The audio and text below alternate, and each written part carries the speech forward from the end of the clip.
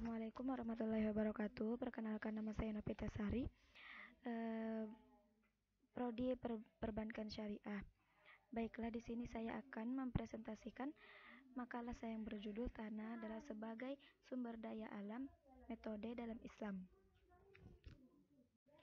Secara definisi, tanah bisa diartikan sebagai media tumbuh tanaman, dan secara kimia, tanah didefinisikan sebagai gudang penyimpanan, dan secara biologis, tanah merupakan habitat biota atau organisme yang berpartisipasi aktif dalam menyediakan hara tersebut dan zat-zat editi pemacu tumbuh proteksi bagi tanaman. Yang ketiganya secara integral mampu menunjukkan produktivitas tanah yang menghasilkan biomas dan produksi baik tanaman pangan, tanaman obat-obatan, industri perkebunan maupun kehutanan. Di dalam Al-Quran, tanah disebut sebagai mustaqor, tempat hunian di mana manusia menetap selama hidupnya di dunia.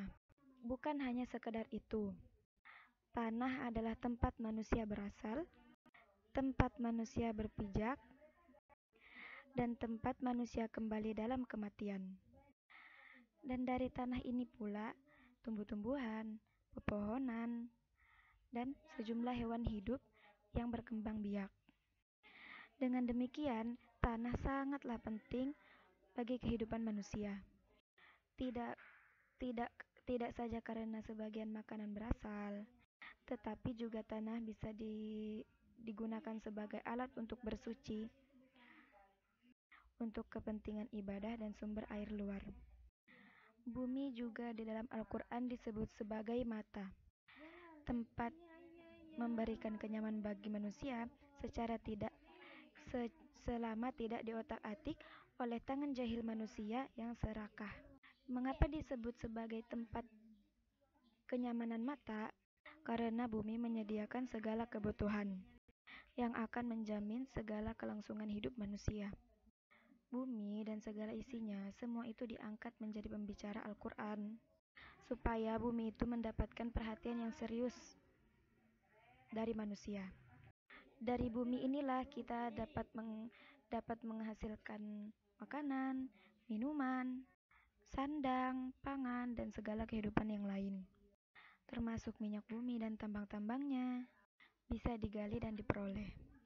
Semua ini adalah nikmat yang Allah berikan untuk mendukung berlangsungnya kehidupan manusia dan kehidupan yang ada di muka bumi ini. Allah telah menjadikan bumi untuk kepentingan bersama semua makhluk Allah. Tidak ada hak istimewa pada suatu pihak atau kelompok untuk memonopoli atau menguasai bumi untuk kepentingan mereka sendiri. Akan tetapi, justru yang lebih ditekankan adalah bagaimana bumi itu dikelola secara adil untuk kemakmuran dan kesejahteraan bersama. Banyak contoh bencana yang terjadi selama ini akibat ulah manusia yang serakah. Misalnya, bencana tanah longsor, banjir, dan global warming yang terjadi akhir-akhir ini. Hasil pengamatan menunjukkan bahwa semua itu diakibatkan oleh penggunaan lahan yang tidak profesional dan sewenang-wenang. Maka jangan salahkan Tuhan ketika menurunkan bencana itu kepada umat manusia. Tetapi lihatlah dan cermatilah bahwa segala sesuatu yang terjadi itu akibat manusia yang hanya mementingkan dirinya sendiri. Tanah atau lingkungan yang kini banyak dieksploitasi di luar batas, sesungguhnya semua itu telah banyak membawa bencana. Semua ini sebenarnya sudah diingatkan di dalam kitab Al-Quran.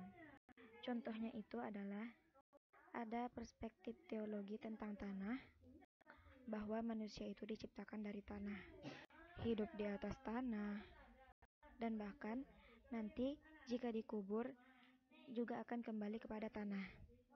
Ini sudah diartikan bahwasanya tanah itu adalah milik Allah. Manusia itu hanyalah khalifah yang ditugasi untuk merawat bumi dan menjaga bumi dan seisinya. Sebagaimana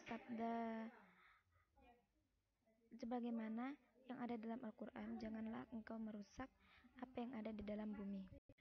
Karena inilah Hasan Hanafi, seorang intelektual Mesir, pernah mengungkapkan pandangannya tentang teologi tanah.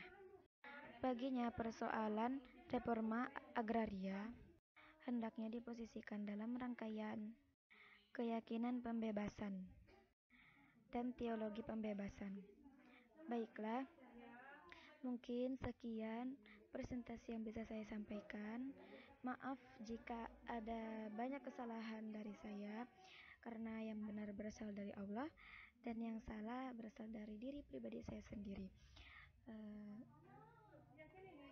See you next time.